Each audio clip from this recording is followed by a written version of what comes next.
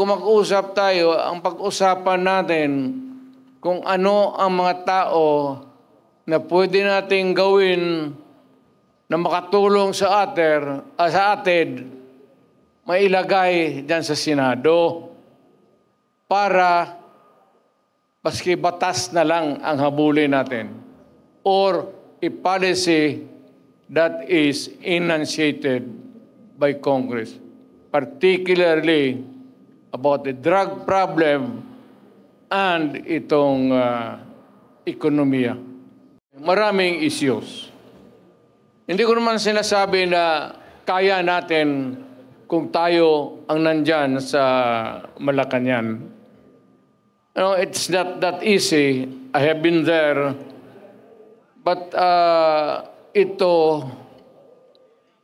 the guy is simply taking his time to come up with the solution of the problem.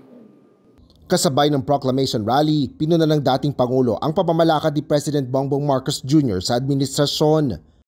Ilan sa mga tinukoy na problema ni Duterte ay ang mataas na presyo ng pagkain, pangunahin na ang bigas. Gayon din ang kaayusan sa mga komunidad na dulot na rin anya ng paglaganap ng paggamit ng iligal na droga kung saan muli rin niyang iniugnay dito si PBBM.